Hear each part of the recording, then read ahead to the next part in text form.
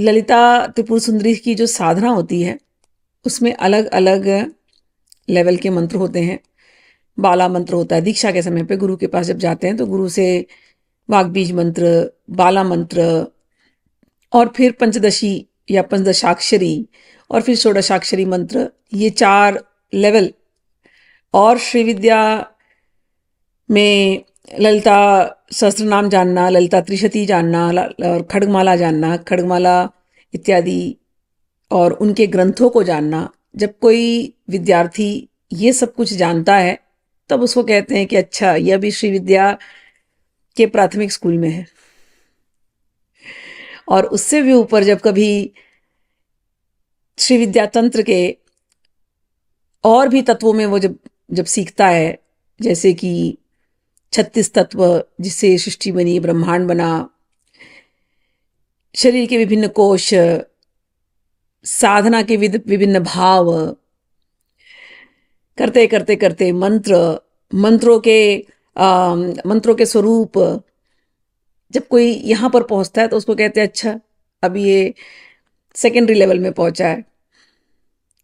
और जब कोई इतना करते करते अंतर्याग और अंतर्याग से महायाग पहुंचता है तब उसको कहते हैं अच्छा, अब ये साधक, इसका पूर्णाभिषेक अब हुआ है। तो श्री विद्या में अलग अलग लेवल हैं। कई बार लोग दीक्षा के बारे में पूछते हैं। मंत्रों को जानने के लिए, मंत्र साधना को समझने के लिए आपको दीक्षा लेनी चाहिए कोई योग्य गुरु के पास, जो आपको, अभी जो मैंने आपको इतनी सारी बातें बताई श्री विद्या में, जो आपको समझा सकने में समर्थ हो, उसके पास आप जाएं, उससे सीखें और साधना जैसे गुरु सिखाएं वैसे कीजिए।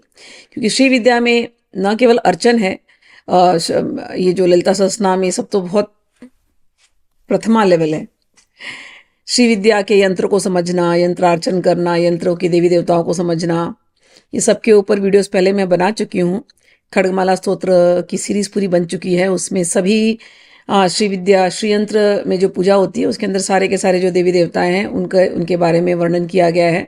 तो जिन लोगों को, अगर कहीं, मेरे पास बहुत सारे स्टूडेंट्स ऐसे आते हैं जो अलग अलग स्कूल से आए लेकिन किसी कारणवश अपने गुरुजनों से वो सीख नहीं पाए इतने डिटेल में, तो आप लोग उन वीडियोस को भी देख करके उससे भी आप लोग लाभ प्राप्त कर सकते हैं।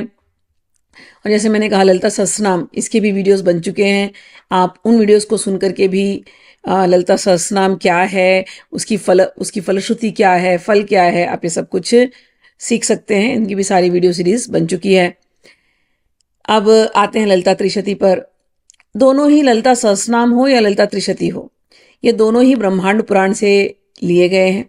और हयग्रीव भगवान जो कि विष्णु अवतार हैं, और हयग्रीव भगवान और अगस्त्य मुनि, इनके बीच के ये संवाद हैं। और हयग्रीव भगवान ने अगस्त्य